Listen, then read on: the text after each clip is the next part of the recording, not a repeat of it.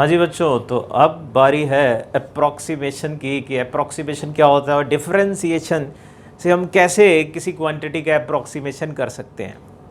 ये कुछ उसी तरीके से है जैसे आज से पहले भी कभी ना कभी कोई अप्रॉक्सीमेट वैल्यू आपने निकाली होगी किसी क्वांटिटी की, जब एग्जैक्ट वैल्यू नहीं आ रही थी तो थोड़ा सा अप्रॉक्सीमेशन कर लेते हैं।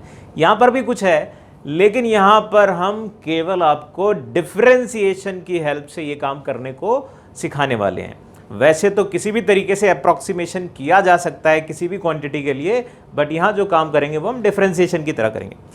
तो पहली चीज़, सपोज कि कोई एक वैल्यू है y या कोई क्वांटिटी है y जिसकी अप्रॉक्सीमेट वैल्यू निकालनी है और वो x पे डिपेंड कर रहा है, मतलब x का फंक्शन है। तो कैसे निकाली जाएगी जरा देखना। सपोज किसी पर्टिकुलर पॉइंट पे ये x दे रखा है, लेकिन कुछ थोड़ा सा चेंज किया और वो चेंज था डेल्टा x और इसको कन्वर्ट कर दिया x प्लस डेल्टा x पे। करस्पॉन्डिंगली जो फंक्शन fx है वो भी थोड़ा सा चेंज हो जाएगा f of x plus delta x। अब जैसा पहले भी हम देख चुके हैं, एक छोटा सा ग्राफ बनाएंगे और बात आसान कर देंगे।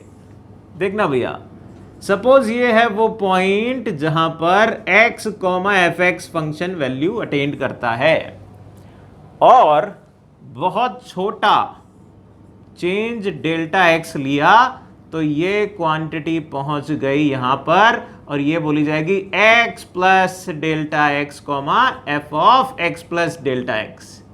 देखो भाई, अब फिर वही पुराना गाना। क्या पुराना गाना?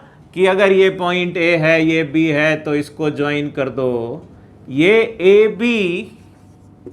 AB लाइन का स्लोप, AB लाइन का स्लोप क्या होगा भाई? वो होगा f of x plus delta x minus f of x divide by delta x।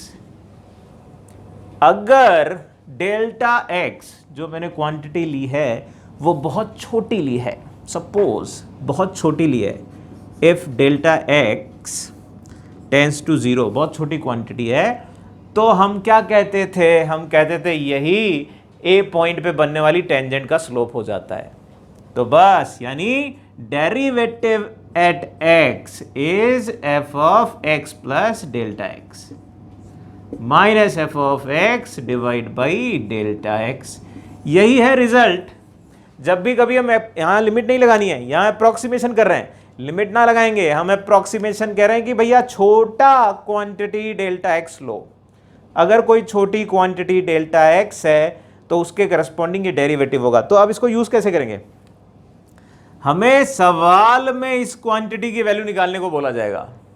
मतलब कोई भी पॉइंट होगा जिस पे यहां पर फंक्शन की वैल्यू निकालो, तो अब मैं क्या करूंगा? फंक्शन आइडेंटिफाई करूंगा, ये वैल्यू ढूंढ लूंगा, तो उसके करस्पॉन्डिंग डेल्टा क्या है, वो उसका नियर बाई छोटी क्वांटिटी कौन सी है जहां से ये चेंज हो रहा है, वो हम आइडेंटिफाई करेंगे डेल्टा x और फिर फंक्शन लिखेंगे, डेरिवेटिव फंक्शन को ऑब्जर्व करके लिखेंगे और फिर अपने आप इस क्वांटिटी की वैल्यू आ जाएगी। कैसे? ये करने के लिए एक एग्जांपल लेंगे तभी भेजे में जाएगा, ऐसे समझ में नहीं आता, तो एग्जांपल से इसको एक्सप्लेन करते हैं।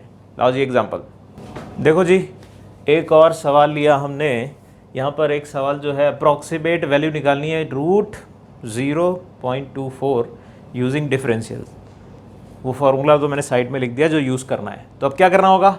करना कुछ ना होगा, हमें जो फार्मूला अभी हमने बनाया है उसकी क्वांटिटीज आइडेंटिफाई करनी है। सबसे पहला काम, सबसे पहली ज़रूरत, जिस भी क्वांटिटी के लिए मुझे ये काम करना है वो किसका फंक्शन है, ये फंक्शन कौन सा है, ये आइडेंटिफाई कर लिया जाए तो आपको पता चलेगा ये आपका x का रूट है fx, ये है। अब वहां पर जो क्वांटिटीज दे रखी हैं उनको आइडेंटिफाई करो, जैसे x प्लस रूट x की वैल्यू तो हमें दे रखी है कितनी? 0.24 और x क्या होगा फिर? x होगा 0.25 नियर बाई नियर, अगर यहां रूट लेने की बात कर रहा है तो मुझे तो नियर बाई परफेक्ट स्क्वायर ढूंढना होगा, जो आसान वाला होगा वो यही है। तो रूट एक्स की वैल्यू कितनी आ जाएगी, माइनस में आएगी भैया 0.01। और अब एक और चीज चाहिए होगी, वो डेरिवेटिव। डेरिवेटिव कितना आ रहा है, 1/2 रूट एक्स। बहुत बढ़िया। अब लगा दो वो रिजल्ट लगा दो जो मैंने बताया है कि F x plus delta x minus F x divide by delta x. Values रख देना फटाफट।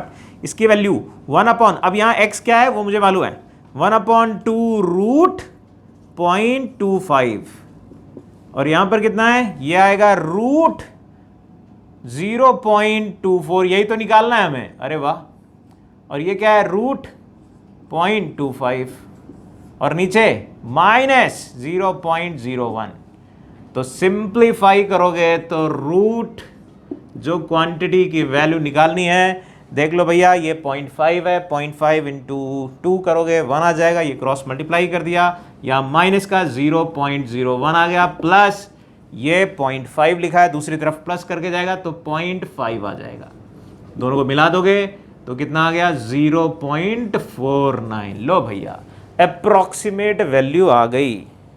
अब जरूरी नहीं है कि अप्रॉक्सीमेट इसी तरीके से निकले, लेकिन अभी हम केवल डिफरेंशिएशन से ही अप्रॉक्सीमेशन कर रहे हैं और उससे ये वैल्यू हमको निकल के आती है। ठीक, ये वो सवाल है जो आपके बोर्ड में भी पूछा जाता है, बोर्ड के लिए काम का सवाल है, इसलिए आपको बोर्ड के मेथड से ही मैंने बताया कि जब बोर्ड में पूछा जाए कि इसकी अप्रॉक्सीमेट वैल्यू निकालो तो पहले आइडेंटिफाई करें फंक्शन, उसका डेरिवेटिव और ये तीनों क्वांटिटी, फिर फॉर्मूला लगाएं, वैल्यू रखें, आंसर पाएं। ठीक, एक और सवाल लेते हैं। लाओ जी, देखो जी क्या सवाल लिया अभी हमने, अप्रॉक्सीमेट वैल्यू निकालनी है एफ ऑफ 2.03 और फंक्शन दे रखा है। इस बार फंक्शन दे रखा है, हमें आइडेंटिफाई करने की जरूरत नहीं है, तो बहुत अच्छी बात है। डेरिवेटिव लेकिन लिख लो भैया, एफ डैश एक्स कितना आएगा, 4x + 5। बहुत बढ़िया। अब वो वाला रिजल्ट लगा लेते हैं। वो रिजल्ट कहता है F of x plus delta x की वैल्यू लिखी हुई है delta x into F dash x plus F x. मैंने थोड़ा रीअरेंज करके लिख दिया। अब साइड में लिख लो, x क्या है, x2 है, डेल्टा x क्या है, डेल्टा x मेरा 0.03 है, और x प्लस डेल्टा x तो हमको मालूम ही है 2.03। खटाखट जाकर वैल्यू रख दो, हमें तो ये f ऑफ 2.03 यहाँ से मिल जाएगा। डेल्टा मतलब 0.03 इंटू डेरिवेटिव में x मतलब 2, तो रख दिया भैया 4 इंटू 2 + 5, और फंक्शन f में 2 रख देना, तो वो भी यहां पर रख देना 2 इंटू 2 स्क्वायर + 5 इंटू 2 + 7। सिंप्लीफाई कर लो, ये तो आपका 0.03 इंटू आ रहा था 13, ये तो आ गया 0.39, और ये क्वांटिटी कितनी आ रही थी, 8 25 सारी करें, देख लो भाई, तो वैल्यू आ गई 25.39। तो भैया ये तरीका मेरे ख्याल से थोड़ा समझ में आएगा। ये सवाल थोड़ा आसान था क्योंकि फंक्शन ही दे रखा था, फिर अप्रॉक्सीमेट करना था। एक और थोड़ा सवाल लेते हैं, छोटा सा ऐसे ही। लाओ जी, देखो जी, एक सवाल और लिया मैंने, tan 46 डिग्री की अप्रॉक्सीमेट वैल्यू निकालनी है।